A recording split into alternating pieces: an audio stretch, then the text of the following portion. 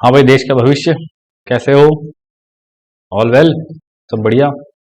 चलिए आगे बढ़ते हैं, मोशन इन ए प्लेन के बारे में कुछ कुछ बातें करते हैं। तो पहला सवाल हमारे पास है, इजी से शुरू करेंगे। जैसे अपने को पता है कि find the resultant of two vectors P और क्यू, दो वेक्टर्स दिए गए। रिजल्टेंट बहुत आसानी से अपन जानते हैं कि रिजल्टेंट किन्हीं भी दो वेक्टर्स का क्या आना चाहिए, P vector plus Q vector. तो ये तो डायरेक्ट ऐड हो जाएगा। 3i cap plus 2j cap को अपन ने किससे ऐड कर दिया, 2i cap plus 3j cap. आई वाला आई के साथ, जे वाला जे के साथ सीधे सीधे जुड़ जाएगा, और जुड़ गया तो अपने पास आंसर आ जाना चाहिए 5i cap plus 5j cap.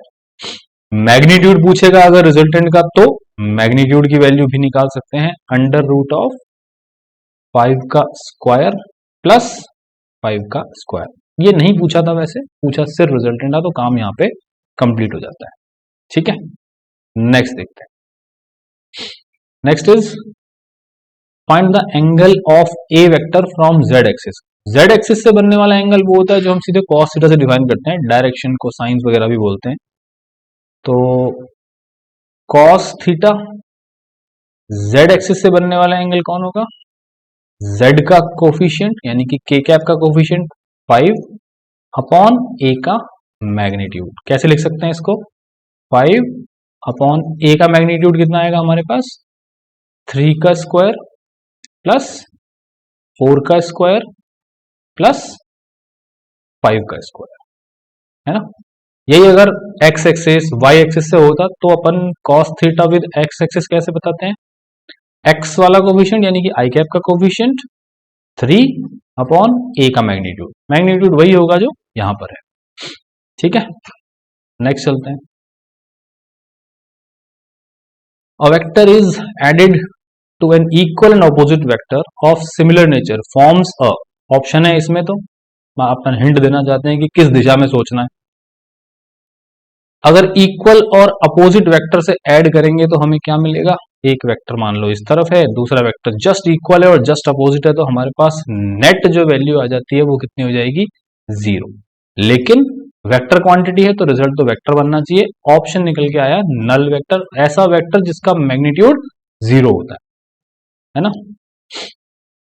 Next, the greatest and least resultant of two forces acting at a point is 10 Newton and 6 Newton respectively.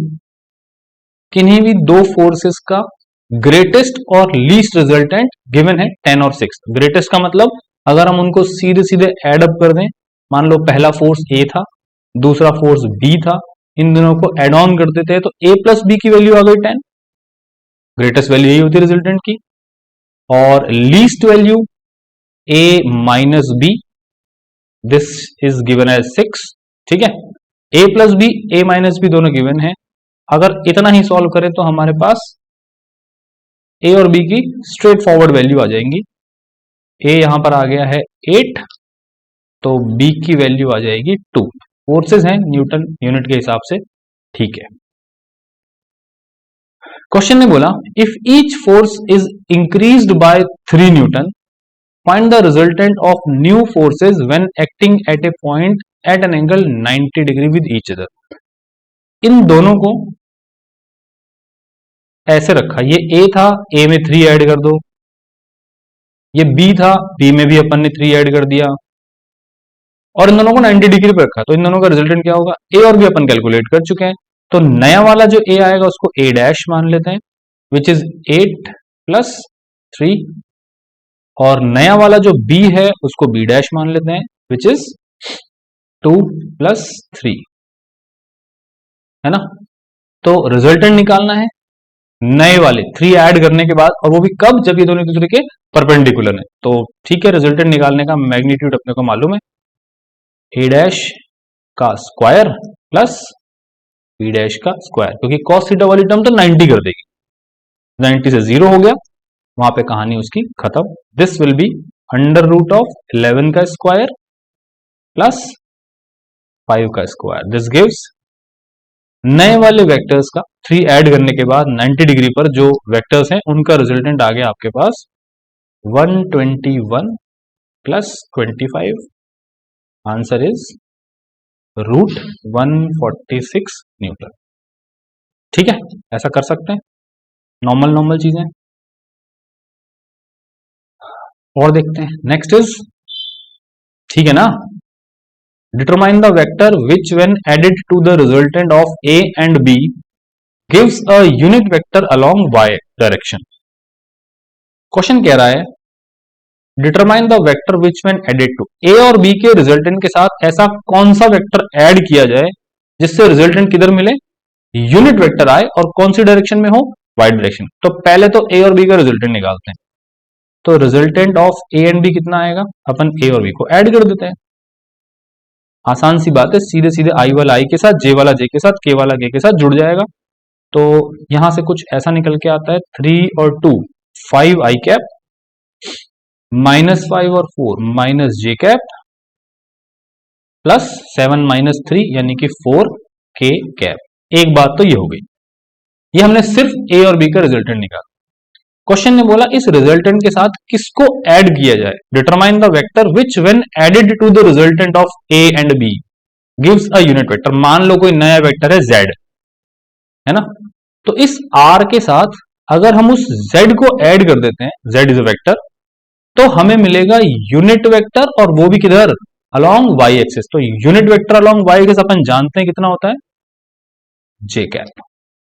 r की वैल्यू पता है, 5 I cap minus J cap plus 4 K cap, ये तो है r। इसमें वो vector add कर दिया जो हमसे पूछा गया, जिसका नाम हमने अपनी मर्जी से z मान लिया था, आप कुछ भी मान सकते हो। तो इसकी वैल्यू क्वेश्चन ने बोला जे कैप के बराबर है, तो यार z आ जाना चाहिए ना अब तो। जे cap minus 5 I cap J cap 4 K cap, तो z उस वेक्टर की वैल्यू आ गई -5 I cap plus 2 J cap -4 K cap. ये अपना आंसर। अगर इसको ए और बी के रिजल्टेंट में ऐड करा जाए तो जे कैप ही आएगा। जे कैप मतलब unit vector along Y direction. किसी और डायरेक्शन में बोलता तो उसके बराबर रख देते। ठीक है, नेक्स्ट देखते हैं। The resultant of two unequal vectors a and b is perpendicular to a. Find the angle between a and b. दो अनइक्वल वेक्टर्स हैं, कोई a और b, उन दोनों का रिजल्टेंट a के परपेंडिकुलर है। तो पहले तो इमेजिन कर लेते हैं चीज क्या है, शायद ये कोई a वेक्टर होगा, ये अपन ने माना है ना, ऐसा कुछ मेंशन नहीं है, तो अपन किसी भी डायरेक्शन से शुरू कर सकते हैं। ये a है, रिजल्टेंट ए के परपेंडिकुलर है, तो दिस इज रिजल्टेंट आर। अब ये रिजल्टेंट तो पक्का है कि दूसरा वेक्टर पैरेललोग्राम लॉ के अकॉर्डिंग मैं सोच रहा हूं कि इधर कहीं होना चाहिए। This is B vector. Resultant 90 degree का एंगल बना रहा है, क्वेश्चन ने बोला है परपेंडिकुलर। ठीक है, तो tan अल्फा का फॉर्मूला होता था जो रिजल्टेंट एंगल बनाता है ए से, this is b sin theta upon a plus b cos theta. इसमें थीटा कौन होता था, a और b के बीच का एंगल, जो कि हमें कैलकुलेट करना है, शायद ये वाली चीज है ना, दिस इज थीटा। क्वेश्चन ने बोला अल्फा 90 है, तो ठीक है 90 रख देते हैं। 90 रखते ही tan अल्फा tan 90, इन्फिनिटी को मैं 1/0 लिख सकता हूं कैलकुलेशन आसान बनाने के लिए, b sin theta upon a plus b cos theta. ठीक है ना, कैलकुलेशन है केवल, इसको 1 की तरफ a plus b cos theta, this is equal to 0। तो यार cos थीटा की वैल्यू आ गई माइनस का a अपॉन b। एंगल भी लिख देते हैं, ऐसे भी लिख सकते हैं, cos inverse minus a upon b। अगर हम पैरेललोग्राम से नहीं चलना चाहते तो ऐसा भी सोच सकते हैं कि यार ट्राइंगल लॉ ने हमें क्या सिखाया था, ट्राइंगल लॉ ने ये सिखाया था कि एक वेक्टर अगर a ये है ना, और रिजल्टेंट इधर था, दिस इज रिजल्टेंट r, तो डेफिनेटली जो थर्ड साइड होगी वो दूसरा वाला b वेक्टर होना चाहिए था।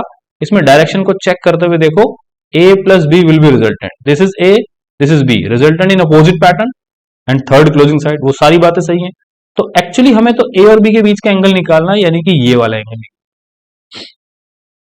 This is theta. ऐसे सोचेंगे तब भी आंसर ये आएगा, क्योंकि हमें तो टेन अल्फा से कैलकुलेशन शुरू करनी है, थोड़ा सा इंफिनिटी को 1/0 रखना है, उसके बाद अपना काम यहां से हो ही जाएगा पूरा, है ना। ठीक है, नेक्स्ट देखते हैं।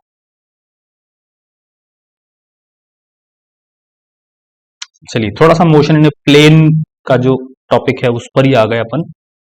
अभी तक तो वेक्टर वेक्टर खेल रहे थे। Initial velocity of an object is v, किसी ऑब्जेक्ट की इनिशियल वेलोसिटी आपको गिवन है, and its constant acceleration, acceleration भी कांस्टेंट है, वो भी गिवन है। Find the coordinates of the object and its velocity after t equals to 3 second. ठीक है, इनिशियली जो ऑब्जेक्ट है वो ओरिजिन पर है, यानी कि इनिशियली कोऑर्डिनेट्स अपने पास कितने हो गए, 0 0। तो ठीक है, दोनों डायरेक्शन में इक्वेशन ऑफ मोशन लगा देंगे। अपन जानते हैं v is equals to u plus A T होता है। अगर मुझे ये इक्वेशन x एक्सिस के अलोंग लगानी है तो अपन बोलेंगे vx is equals to ux plus A X into T. तो 3 सेकेंड के बाद वेलोसिटी अलोंग x एक्सिस कितनी आ जाएगी, चेक कर लेते हैं यहां से। इनिशियल वेलोसिटी थी 2 प्लस x एक्सिस के अलोंग एक्सेलरेशन i कैप यानी कि 1, है ना, और टाइम कितना था 3। तो velocity along x axis 3 second के बाद की आ गई 5। ऐसे ही हम वेलोसिटी अलोंग y एक्सिस निकाल लेंगे, vy is equals to uy plus ay t। तो देख लेते हैं कितना आ रहा है। Initial velocity along y axis question में गिवन है 4, this is 4 plus acceleration along y axis -3 है। साइन वाइन का ध्यान रखेंगे, ये तो अपन इक्वेशन ऑफ मोशन तो काइनेमेटिक्स में भी सीख चुके थे स्ट्रेट लाइन के टाइम। -3 रख दिया और टाइम था अपने पास फिर से 3।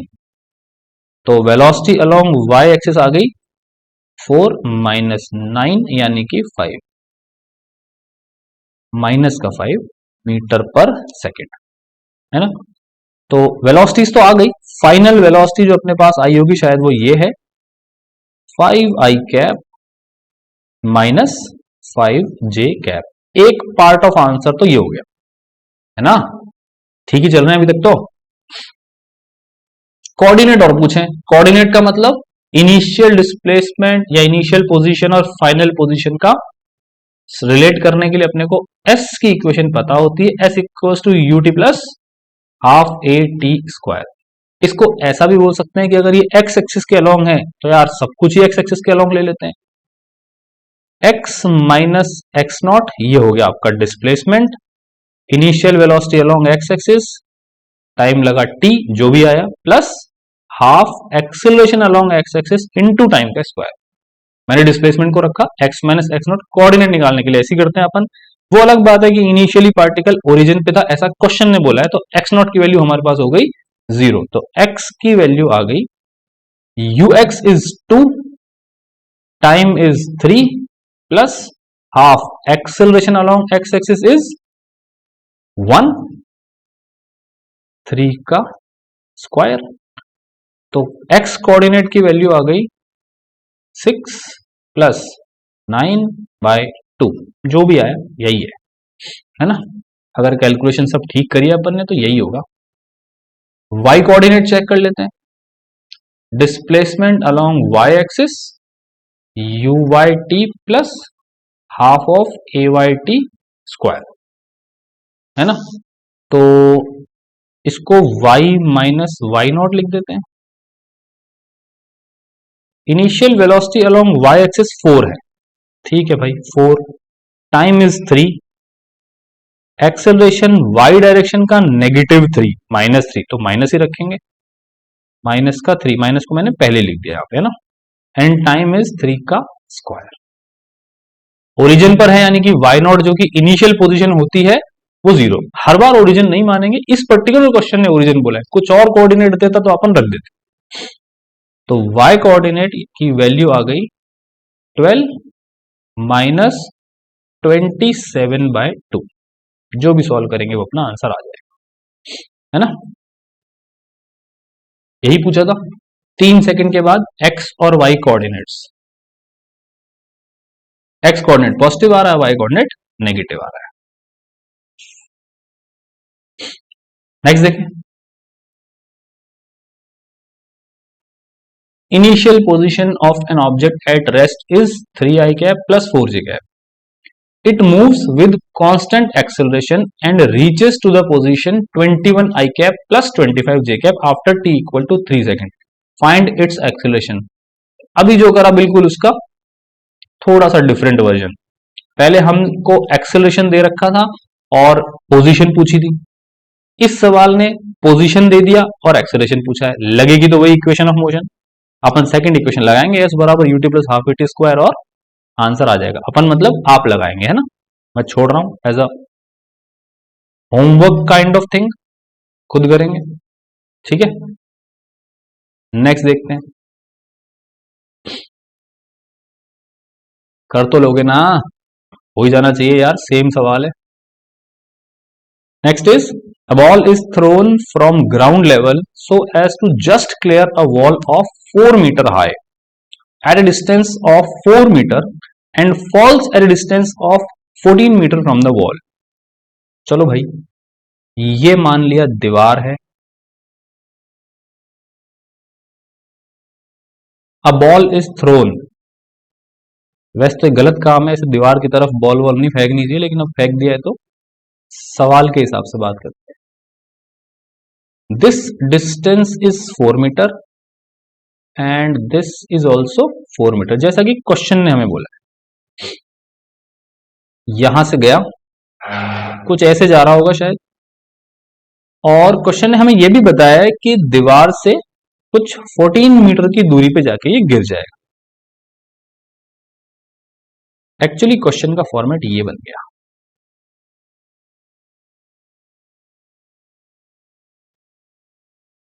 ठीक है, this is 4 metre, this is 4 metre. Find the magnitude and direction of the velocity. हमसे दो चीजें पूछी हैं, मैग्नीट्यूड यानी कि ये वेलोसिटी कितनी है u, और ये कितने एंगल थीटा पे थ्रो किया जा रहा है। तो इस पर्टिकुलर क्वेश्चन में ये जो इंफॉर्मेशन हमें दी कि दीवार की हाइट और डिस्टेंस ये 4 मीटर है, जस्ट क्लियर मतलब जस्ट इसके ऊपर जा रहा है, इस इंस्टेंट पर पार्टिकल के कोऑर्डिनेट्स क्या होंगे। जब हमने इसको एक्स वाई एक्सिस की तरह रिप्रेजेंट किया तो देखो ये x, y कोऑर्डिनेट्स हैं, x कोऑर्डिनेट की वैल्यू भी 4 है, और जस्ट क्लियर मतलब ये जस्ट दीवार के ऊपर होगा तो y कोऑर्डिनेट की वैल्यू भी 4 ही मानी जाएगी। दिस डिस्टेंस इज 14 प्लस 4, ये हमारे काम की चीज होगी, इसको अपन रेंज बोलते हैं प्रोजेक्टाइल की दुनिया में, है ना। और रेंज का फॉर्मूला क्या होता था, general format x tan theta, range नहीं y लिखेंगे इसको, अरे यार y is equal to x tan theta, range को यूज करने वाला formula 1 minus X upon R, ठीक है। तो y इस इंस्टेंट पर y है 4, x की वैल्यू है 4, tan थीटा पता नहीं, 4 अपॉन रेंज इज 18। इस इक्वेशन में तो एक ही चीज है जो हमें नहीं पता, and that is tan theta, तो आ ही जाएगा, इसको 4 से 4 अपन काट देते हैं, तो ये वैल्यू आ गई हमारे पास कितनी, tan थीटा की वैल्यू इधर करते हैं, 1 equals to tan theta bracket के अंदर 16 नहीं बाय 18, ठीक है। तो tan थीटा इज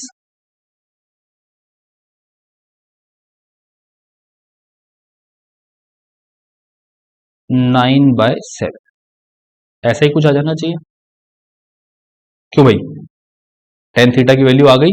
अब tan थीटा की वैल्यू निकलने के बाद अपन क्या कह सकते हैं, tan थीटा आने के बाद तो मैग्नीट्यूड एंड डायरेक्शन, डायरेक्शन तो आ गया, theta equals to tan inverse 9/7, tan inverse 9/7, initial velocity range का फॉर्मूला लगा देते हैं, R is equal to 2 U sine theta cos theta upon G. ये रेंज है और रेंज हमें मालूम है कितनी है यहाँ पे 18। तो सबकी वैल्यू पुट करने के बाद u की वैल्यू आ जाएगी। रेंज की जगह मैंने रखा 18, 2 तो 2 है, ये तो अपन बचपन से जानते हैं, u का स्क्वायर है। अगर टेन थीटा की वैल्यू 9/7 है तो कॉस थीटा की वैल्यू कितनी आएगी? तो परपेंडिकुलर अपॉन बेस होता है ना, तो यहां से साइन थीटा की वैल्यू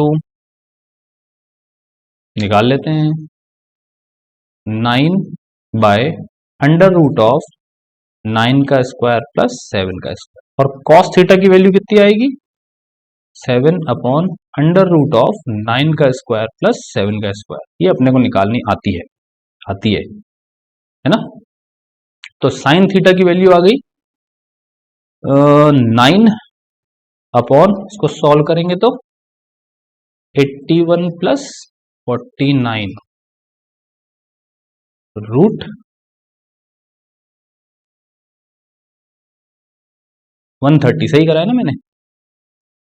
कॉस थीटा की वैल्यू 7/√130 और इसके साथ अपॉन में कौन आया? 10। जो कट जाएगा उसे काट देते हैं। यहां पर आ गया यू स्क्वायर की वैल्यू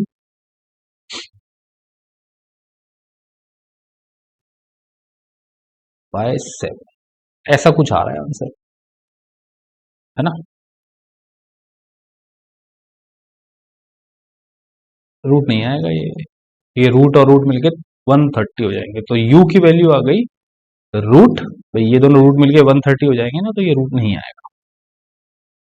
1300/7 मीटर पर सेकेंड, ये है अपना आंसर इनिशियल वेलोसिटी का। थोड़ा अजीब सा आंसर है लेकिन ठीक है, जो बात समझने वाली थी वो आ गई होगी शायद। नेक्स्ट देखें।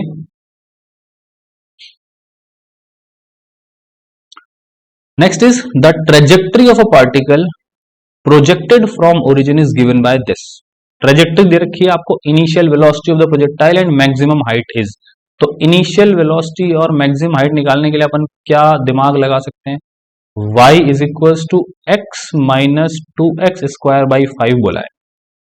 तो इसको ऐसा भी तो बोल सकते हैं कि y is equal to X common ले लेते हैं, 1 माइनस 2x/5, है ना। x 1 minus x/5/2। तो यहां से x का कोफिशिएंट 1 है, यानी कि ten theta is 1, theta is 45 and x के साथ हमारे पास रेंज वाली टर्म मिल जाती है विच इज 5/2। ये काम की चीज। अब हमें करना क्या था? हमें इनिशियल वेलोसिटी निकालनी है। अभी पिछले सवाल में अपन ने रेंज पता लगने के बाद इनिशियल वेलोसिटी निकाल ली थी, है ना। तो रेंज तो पता लग गई, initial velocity 2 you square sign theta cos theta upon में आया जी, ये तो फॉर्मूला है। रेंज की वैल्यू कितनी है हमारे पास? 5/2। 2 को as it is initial velocity निकालनी है, ये तो पता ही नहीं अपने को। थीटा निकाला 45, तो साइन थीटा कितना होगा? 1/√2। कॉस थीटा कितना होगा? ये भी 1/√2। ये वैल्यू अपने को आती है, जी तो जी है ही, है ना।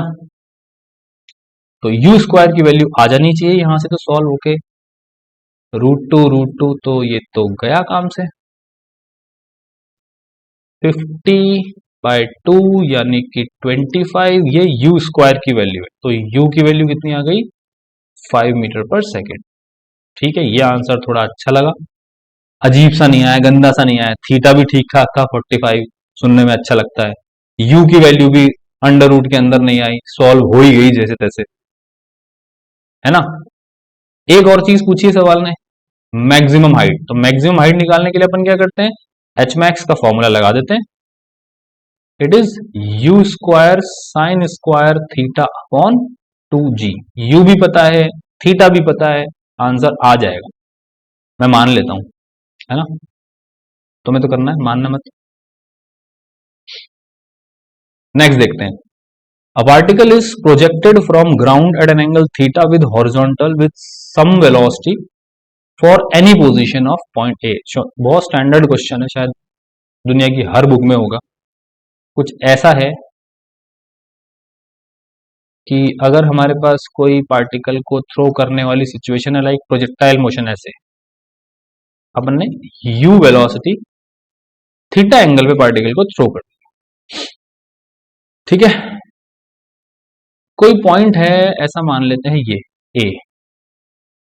ए यहां से इनिशियल पॉइंट से अल्फा एंगल बना रहा है और यहां से बीटा एंगल बना रहा है। इस पॉइंट के कोऑर्डिनेट वैसे तो हमें मालूम है एक्स कॉमा वाई होते हैं, अपन हमेशा ट्रेजेक्टरी इक्वेशन में एक्स कॉमा वाई मान के चलते हैं। तो ये वाली value y which is height और ये वाला डिस्टेंस x, और यहां से यहां तक पूरी चीज अपने पास कौन है, रेंज। प्रूफ टाइप का सवाल है तो LHS RHS पे खेलते हैं। पहले तो जनरल इक्वेशन लिख देते हैं, y is equals to x tan theta 1 minus X upon R, है ना। यहां से टेन थीटा की वैल्यू निकाल लेंगे, तो टेन थीटा निकालने के लिए y बाई एक्स को इधर करा, टेन थीटा को एज इट इज छोड़ा, r minus X upon R, तो टेन थीटा यहीं छोड़ो, बाकी सब कुछ दूसरी तरफ। तो ये हो जाएगा tan theta is equals to y into R upon X into R minus x.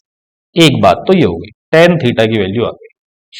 Alpha beta जो भी हैं इनको सम करके भी अगर इसके बराबर हो गए तो अपना काम सही है, वरना कुछ और दिमाग लगाना पड़ेगा। तो टेन अल्फा की वैल्यू कैलकुलेट करते हैं।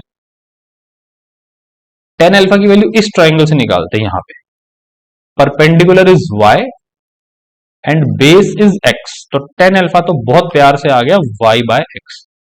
टेन बीटा के साथ चलते हैं, tan beta is y upon this distance, और ये डिस्टेंस है r minus X, perpendicular upon r minus X. जैसा कि इंस्ट्रक्शन ने बोला था, दोनों को ऐड कर देते हैं, तो करके देख लेते हैं। Tan alpha plus tan beta, it is y by X plus y upon r minus X. LCM LCM ले लो, इसमें तो होशियार हो तुम, मैथ्स तो जोरदार है। Tan alpha plus tan beta x into R minus X, R minus X plus X, तो माइनस एक्स से प्लस एक्स तो गया, सॉरी ये मैंने ऐसे लेना चाहिए था, है ना। अब ठीक है, tan alpha plus tan beta y into R upon X into R minus X. अगर ध्यान से देखें तो दोनों इक्वेशन की वैल्यू सेम ही आ रही है। यही हमसे पूछा था कि शो करना है दोनों बराबर है। ऐसे सब्जेक्टिव आपसे तो कोई पूछ नहीं रहा, लेकिन हाँ अपन तो सवाल करने के लिए कर रहे हैं केवल, है ना। नेक्स्ट देखते हैं, आसान सा सवाल है ये भी तो। अब particle is thrown with velocity of u metre पर सेकेंड। q हमें कुछ वेलोसिटी दी हुई है जो कहीं यहां लिखी होनी चाहिए थी, as a part of the question. It passes a and b at time t equal to 1 second and t equal to 3 second. कि भाई ये a और b पॉइंट पर पास कर रहा है दो बार, एक बार 1 सेकेंड पे और एक बार 3 सेकेंड पे, है ना। तो द वैल्यू ऑफ u पूछा है हमसे। तो पहले तो अपन ये सोचते हैं कि यार अगर ये 1 सेकेंड पे यहां है और 3 सेकेंड पे यहां है, तो ये वाला पॉइंट कितना होना चाहिए दोनों के बीच में। तो अपने को मालूम है कि ये वाला कितना आ जाएगा, 2। तो t का फॉर्मूला अपन जानते हैं, t का फॉर्मूला कितना, 2u साइन थीटा बाय जी। कितना था टाइम पीरियड, यहां से यहां तक 2 सेकेंड और डिसेंट में भी 2 सेकेंड, तो total time is 4। 4 is equals to 2 u sine theta दिया हुआ आपको साइन 30, साइन 30 इज 1/2, g की वैल्यू 10, 2 से 2 तो गया काम से, u इज 40 मीटर पर सेकेंड। डायरेक्ट सवाल है, फॉर्मूला बेस्ड, छोटा सा, है ना। इतना ही पूछा था ना u इसने, हाँ, find the value of u। चलो भाई ठीक है। नेक्स्ट देखते हैं, ओए कहाँ जा रहा है।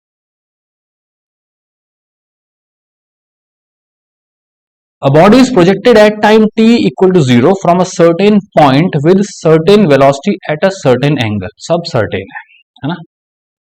The horizontal and vertical displacement x and y in meters are related to time as x equals to 10 root 3. एक रिलेशन तो ये दे दिया कि x equals to 10 root 3 t है और y 10 t minus 4 t square है। बहुत कुछ फाइंड करवा रखा है वैसे तो इसने। पहली चीज पूछी है find velocity after 1 second.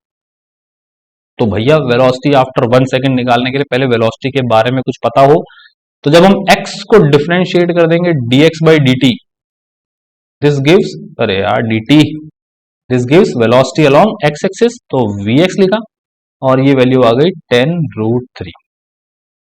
y को डिफरेंशिएट कर देंगे, it gives dy by dt, तो ये आपको देगा vy देना चाहिए ना dy बाई dt, और ये आ गया 10 माइनस 4 नहीं 8t।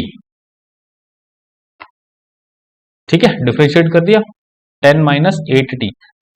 अगर ध्यान से देखा जाए तो वेलोसिटी अलोंग x एक्सिस तो कांस्टेंट है, it does not depends upon time, और velocity along y axis constant नहीं है, टाइम पे डिपेंडेंट है। तो एक्सेलरेशन है, कैसे पता लगा, dvy बाई dt अगर करा तो वो एक्सेलरेशन अलोंग y एक्सिस होगा और उसकी वैल्यू आ रही है -8। ठीक है, तो हमें पता लग गया एक्सेलरेशन अलोंग y एक्सिस -8 है।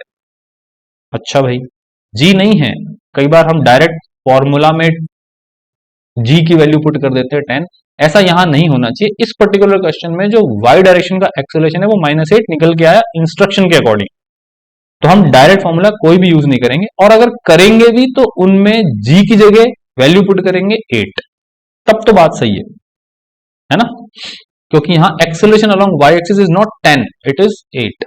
माइनस वहां भी मानते थे, माइनस यहां भी आया है, वो सब ठीक है। चलिए, initial velocity along x axis वो तो हमें पता लग गया, vx की वैल्यू थी कितनी थी 10 रूट 3। vy की वैल्यू थी 10 माइनस 8t। तो अगर इनिशियल वेलोसिटी निकालनी होगी तो t बराबर 0 पर होगा, तो इनिशियल वेलोसिटी की वैल्यू आ गई 10, t बराबर 0 पुट करके। तो प्रोजेक्टाइल के हिसाब से अगर बात करें तो ये तो है x एक्सिस, ये है अपना y एक्सिस, इनिशियल वेलोसिटी का एक कंपोनेंट इधर था vx, ये पता है, एक ये है vy, ये भी पता है इनिशियल वेलोसिटी जो कि u साइन थीटा से रिप्रेजेंट करते थे, मैंने t इक्वल टू 0 पुट करके निकाला। तो this is 10 root 3 and this is 10। तो यार एंगल वेंगल यहां से निकल जाना चाहिए इस इनिशियल वेलोसिटी u का। कहां से पूछा है, एंगल ऑफ प्रोजेक्शन, यहां लास्ट में पूछा है, मैंने पहले ही निकाल दिया, थीटा हॉरिजॉन्टल से होगा, तो 10 थीटा की वैल्यू आ गई 10 अपॉन 10 रूट 3, यानी कि initial velocity along y direction upon initial velocity along x direction. ऐसे ही कर सकते थे, 10 से 10 तो गया काम से, थीटा की वैल्यू आ गई 10 1 बाई रूट 3 किसमें होता है, सोचो 30 डिग्री। अब यार ये तो करेंगे ना, थीटा इज 30 डिग्री। तो एक बात तो हो गई एंगल ऑफ प्रोजेक्शन। ठीक है, वेलोसिटी आफ्टर 1 सेकेंड, तो वेलोसिटी आफ्टर 1 सेकेंड में एक्स एक्सिस कंपोनेंट तो चेंज ही नहीं होगा, अपन किसको निकाल लेते हैं, Y axis component. Y axis component velocity after T equal to 1 second. ठीक है, तो रख के देखो 10 माइनस 8, इट इज 2 मीटर पर second. Velocity along Y axis is 2 metre पर सेकेंड, तो final velocity after t equal to 1 second कितना आ गया, 10 root 3 I cap plus 2 J cap. Magnitude निकालना हो तो मैग्नीट्यूड भी निकाल देंगे, अंडर रूट ऑफ 10 का स्क्वायर 100 और 3 और 2 का स्क्वायर 4, रूट 304 मैग्नीट्यूड आ गया भाई। Velocity after T equal to 1 second is root 304। Vector form में चाहिए तो 10 root 3 I cap plus 2 J cap, है ना। Time of flight, time of flight या तो आप डायरेक्ट फॉर्मूला लगाओ, लेकिन उसमें जी की वैल्यू 10 नहीं रखेंगे, 8 रखेंगे, ठीक है। दूसरी बात, आप ये भी चेक कर सकते हो कि टाइम ऑफ फ्लाइट इस पॉइंट पर पहुंचने के बाद, इस पॉइंट से मेरा मतलब है मैक्सिमम हाइट के बाद, जितना एसेंट उतना ही डिसेंट डबल कर देंगे। तो अपन ये चेक कर लेते हैं कि वाई डायरेक्शन की वेलोसिटी जीरो कब हो रही है, उसका डबल अपना आंसर है ना। वी वाई हमने निकाल ही लिया था, तो वी वाई की वैल्यू जीरो कब हो रही है वो टाइम इंस्टेंट देख लेते हैं। वो हुआ टाइम ऑफ एसेंट, उसी का डबल कर देंगे, वो टाइम ऑफ फ्लाइट हो जाएगा। तो कहां गया हमारा, वी वाई की इक्वेशन थी 10 माइनस 8t। तो यार ये जीरो कब होगा, 10 minus 8t equal to zero. तो t की वैल्यू आ गई 10/8। सॉल्व तो अपन कर ही लेंगे, 1.25। तो टोटल टाइम ऑफ फ्लाइट कितना हो गया, 2.5 सेकेंड, है ना।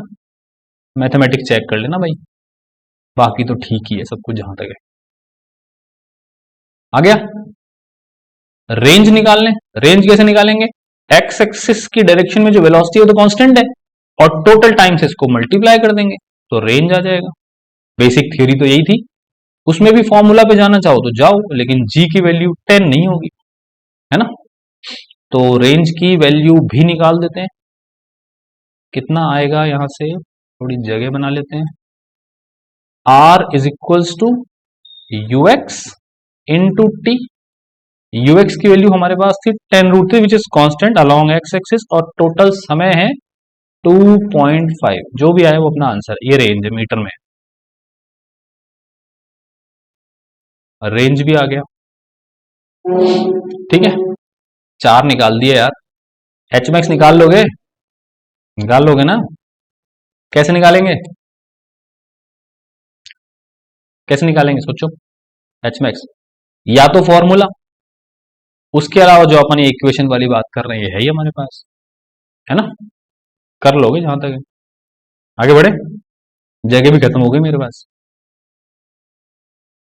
नेक्स्ट देखते हैं, velocity of a particle is given as v is equal to 3 I cap plus 4 minus 10 T J cap, find its equation of trajectory.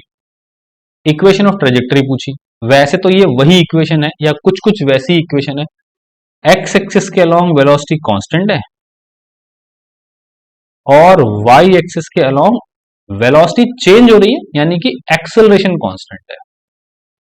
और एक्सेलरेशन कितना आ रहा है, अगर इसको डिफ्रेंशिएट करके अपन देखें तो दिस इज माइनस का 10, वही जी के बराबर। इनिशियल वेलोसिटी भी सोचना चाहो तो यहीं से सोच लो, at T equal to zero Y direction की वेलोसिटी कितनी है 4, एक्स डायरेक्शन की वेलोसिटी कितनी है, हमेशा सेम रहेगी 3, है ना। तो इक्वेशन ऑफ ट्रेजेक्टरी कैसे निकालते थे अपन, इक्वेशन ऑफ ट्रेजेक्टरी तो एक्स और वाई की इक्वेशन होती थी, V X is equal to 3, actually ये तो dx बाई डी टी है, तो dx की वैल्यू आ जानी चाहिए 3 dt। अच्छा भाई, तो x की वैल्यू क्या आ गई 3t, बहुत बढ़िया। वी वाई की इक्वेशन हमें दे रखी है, V Y it is equal to 4 minus 10t, और ये तो dy बाई डी टी होना चाहिए, इट इज 4 माइनस 10t। तो dy की वैल्यू आ गई 4 माइनस 10t dt। इसको भी इंटीग्रेट कर देते हैं तो y की इक्वेशन आ गई 4t माइनस 10t स्क्वायर, सही करा है ना। अपॉन में 2 भी आएगा, गिन लो तो y की वैल्यू आ गई 4t माइनस 5t स्क्वायर। अभी जल्दी जल्दी में हो जाता 10t स्क्वायर, y की वैल्यू आ गई, t की वैल्यू यहां से x बाय 3 रख देते हैं, तो 4 x by 3 minus 5 x by 3 का स्क्वायर। तो आपके पास इक्वेशन ऑफ ट्रेजेक्टरी आ गई 4/3x माइनस 5x² बाय 9। अगर मैथमेटिकली सब कुछ ठीक है तो फिर आंसर सही है। बेसिकली सवाल सिर्फ इतनी बात कहना चाह रहा था कि t को एलिमिनेट करना है, y की इक्वेशन में x रख देंगे। इसमें वो सारे क्वेश्चन पूछे जा सकते हैं जो हमने इससे जस्ट पहले वाले क्वेश्चन में करे थे।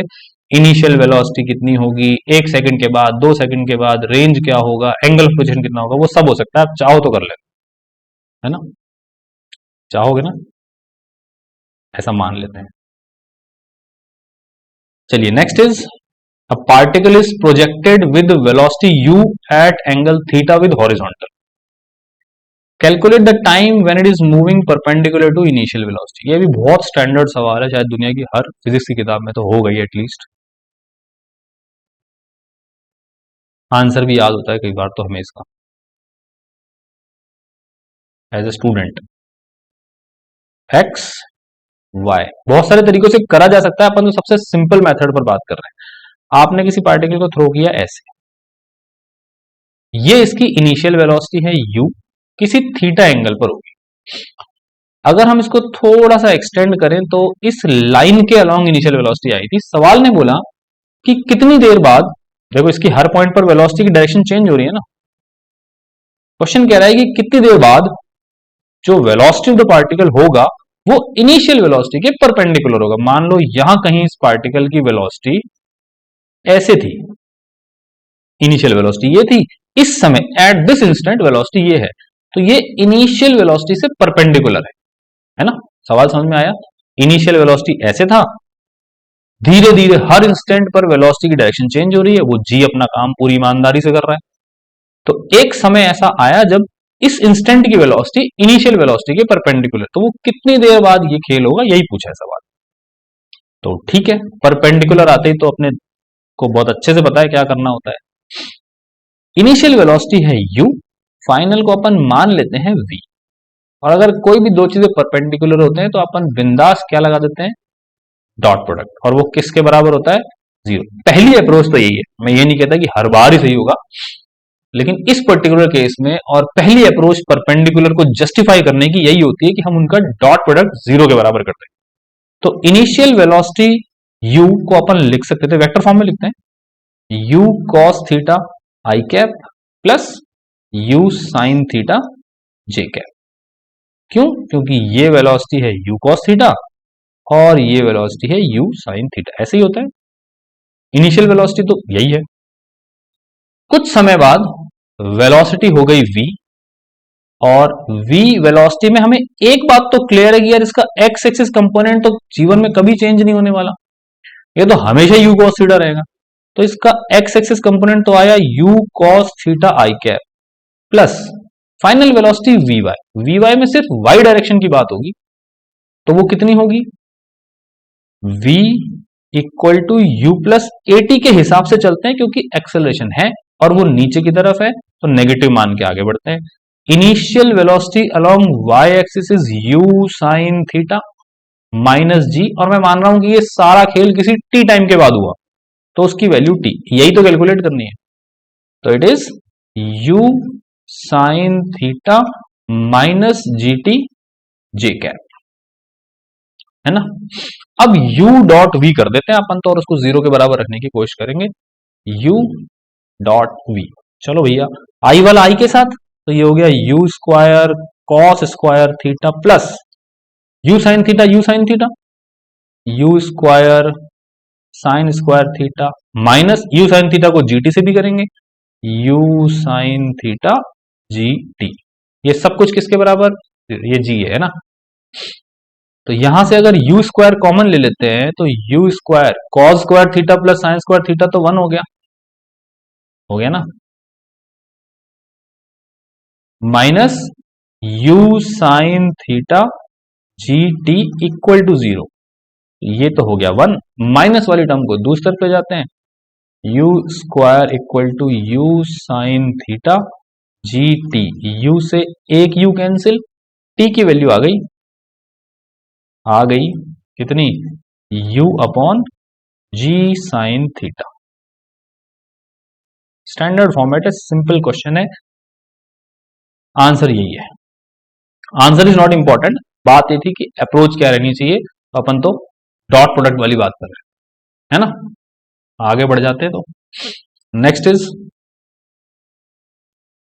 चलिए अब तक ग्राउंड टू ग्राउंड प्रोजेक्टाइल पे बात कर रहे थे, अब हमने पार्टिकल को किसी टावर से थ्रो किया, टावर की कुछ हाइट वाइट दी हुई है, डेटा थोड़ा दिखने में अजीब सा लग रहा है, इससे हमें एक बात तो क्लियर हो जाती है कि ये वाला डेटा जब आता है 39.2, है ना, 156.8, तो ये जी के मल्टीपल है, लेकिन जी के कौन से मल्टीपल है, जब जी के लिए अपन क्या लेके चलते हैं 9.8, तो इस तरह के क्वेश्चन में वैसे तो मेंशन आता है, लेकिन नहीं भी आता तो अपने को सीधे सीधे क्या लेके चलना है, जी की वैल्यू 9.8, ताकि जो कैंसिल होने वाली चीजें वो हो जाएगी, वरना आपको दूसरी अप्रोक्सीमेशन लगानी पड़ती है कि 39.2 को आप अपनी मर्जी से 40 मान लो, इसको भी अपने हिसाब से राउंड ऑफ कर लो, उससे बेटर है कि 9.8 ले लेते हैं, वो कट जाएगा, है ना।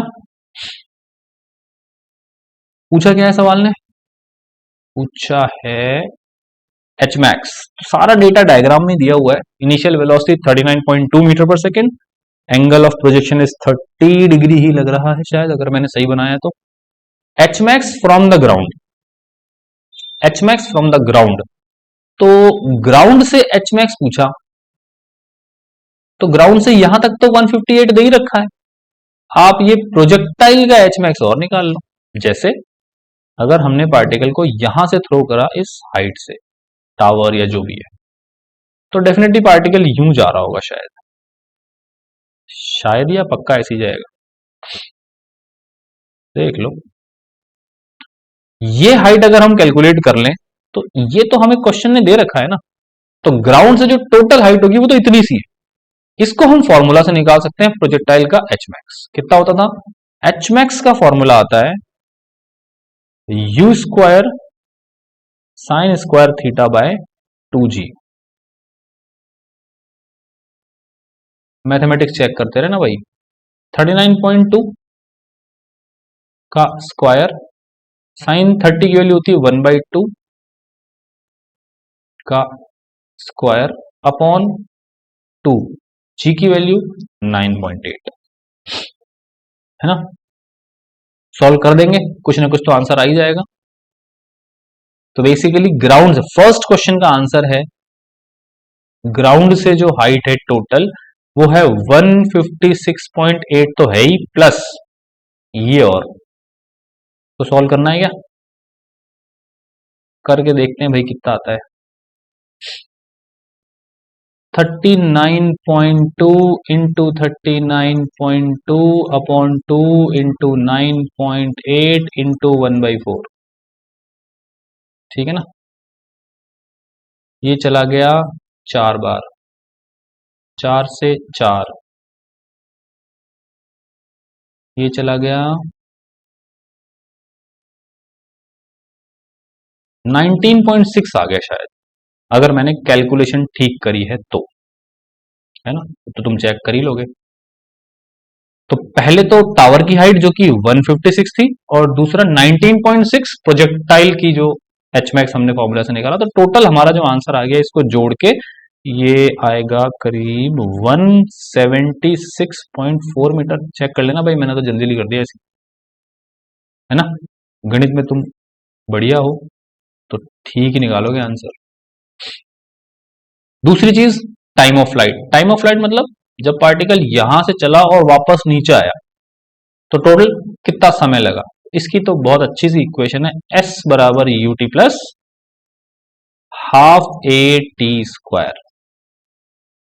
डिस्प्लेसमेंट कैसा, जब हमने यहां से चलने की शुरुआत करी, मोशन द ग्रेविटी में भी हमने बात करी थी, और अपने को पता है कि जहां से खेल की शुरुआत होती है उससे ऊपर की तरफ हर वेक्टर पॉजिटिव, और उससे नीचे की तरफ हर वेक्टर नेगेटिव, ऐसा कोई थंब रूल नहीं है, आप इसका उल्टा भी मान सकते हो, अपने को मालूम है, लेकिन इससे कन्वेंशनली ठीक आंसर आ जाते हैं, तो अपन इस पर्टिकुलर केस में जहां पर हाइट ऊपर भी जा रहा है नीचे भी जा रहा है, तो अपन ऐसे चलते हैं, ऊपर वाला पॉजिटिव और नीचे वाला negative, to make the thing simple. तो डिस्प्लेसमेंट इज माइनस का 156.8 डिस्प्लेसमेंट है, क्योंकि जब ग्राउंड पे पहुंचा तो downward displacement height of the building के बराबर ही है। इनिशियल वेलोसिटी कुछ वाई डायरेक्शन में होना चाहिए ना, initial velocity is u sine theta into T, minus half acceleration minus G और टी का स्क्वायर। ये क्वाड्रेटिक इक्वेशन बनी, सॉल्व वॉल्व करके आंसर तो आ ही जाना चाहिए, आ जाएगा ना।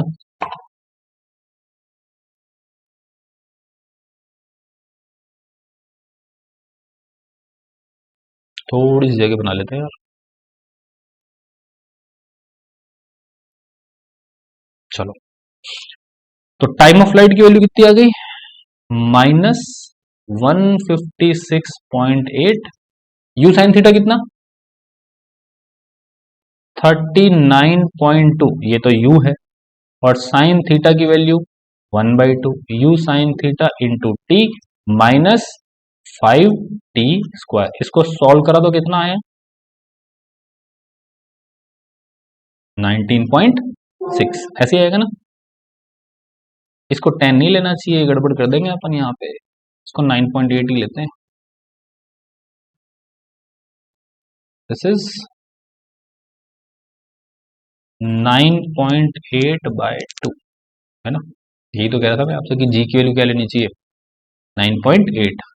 अब 9.8 9.8 9.8 कॉमन एमन लेके काटना है तो काट दो, कैलकुलेशन थोड़ी सी इजी हो जाएगी, है ना। इसका multiple 2 times this is 2t minus 9.8 गया तो ये हो गया t²/2 एज इट इज छोड़ते हैं। 9.8 इसका कितना मल्टीपल है, 5 नहीं 10 16 टाइम 60, है ना। सॉल्व करें इसको भी, दिस इज -32 40 माइनस t²। अब तो थोड़ी ठीक ठाक सी इक्वेशन बन गई क्वाड्रेटिक की, इसको तो सॉल्व कर ही सकते हैं अपन, पहले तो थोड़ी डरावनी लग रही थी। ये हो गया t² -40 -32 = 0। इसके तो दो फैक्टर भी हो जाएंगे यार, ठीक ठाक ही है। t² minus +40 -8t -32 = 0। Common woman लेके अब तो आंसर आ ही जाएगा, t+4 -8 t+4 = 0। तो t की वैल्यूज आ गई आपके पास, एक तो आ गया टाइम -4 और एक आ गया टाइम +8। माइनस में तो टाइम हो नहीं सकता, तो आंसर टाइम ऑफ फ्लाइट का कितना आ गया, 8 सेकेंड्स। ठीक है, 9.8 वाला पॉइंट अगर याद है तो कैलकुलेशन कम हो जाएगी, वरना अपन उलझ सकते हैं। तो इस तरह के डेटा में वो थोड़ा सा ध्यान रखना चाहिए। अब टाइम आ गया तो हॉरिजॉन्टल रेंज निकाल सकते हैं। हॉरिजॉन्टल रेंज कैसे निकालेंगे, एक्स डायरेक्शन में जो वेलोसिटी है वो हमेशा कांस्टेंट रहने वाली है, उस यूएक्स को अगर हम टोटल टाइम से मल्टीप्लाई कर दें तो अपना काम आंसर निकाल देगा, है ना। जगह बना ले, है जगह अपने पास यार, बनाने की जरूरत नहीं। रेंज की वैल्यू आ गई यूएक्स इंटू टी। यूएक्स कितना था, 39.2 कॉस थीटा, कॉस थीटा की वैल्यू कॉस 30 √3/2 इंटू टाइम कितना आया 8। अब जो भी है यही आंसर है ना। हॉरिजॉन्टल रेंज तो ग्राउंड से टोटल बिल्डिंग से दूरी होगी, तो ऐसा कुछ आ जाना चाहिए। सॉल्व करके अगर निकालना भी चाहोगे तो निकाल लेना, बट ठीक है। तो रेंज की वैल्यू आ जाएगी, ऐसा मान लेते हैं अपन। तो next is speed when it hits the ground. जब ये बॉल यहां टकरा रही है तब इसकी स्पीड कितनी होगी। स्पीड में तो दोनों चीजें इन्वॉल्व हो गई, आपके पास एक्स एक्सिस कंपोनेंट भी है और वाई एक्सिस कंपोनेंट है, आपको इसका रिजल्टेंट निकालना है। एक्स एक्सिस कंपोनेंट चेंज होने वाला है नहीं, तो चेंज होने वाली चीज सिर्फ और सिर्फ कौन, वाई कंपोनेंट। उसके लिए अपन इक्वेशन ऑफ मोशन लगा देंगे, कौन सी वाली, थर्ड इक्वेशन, v² u²2as। कौन सी डायरेक्शन में, Y direction Y direction Y direction और वाई। एक्स डायरेक्शन हमें मालूम है, उसे बार बार निकालने की जरूरत नहीं है, कांस्टेंट है, बाद में ऐड कर देंगे रिजल्टेंट के लिए। वी वाई हमें कैलकुलेट करना है। Initial velocity along Y direction is u sin theta, यानी कि 39.2 इंटू साइन थीटा की वैल्यू 1/2 का स्क्वायर, टू एक्सेलरेशन की वैल्यू 9.8 लेना ज्यादा अच्छा है, और हाइट कितनी थी माइनस का 156.8 था या 4 था, 8।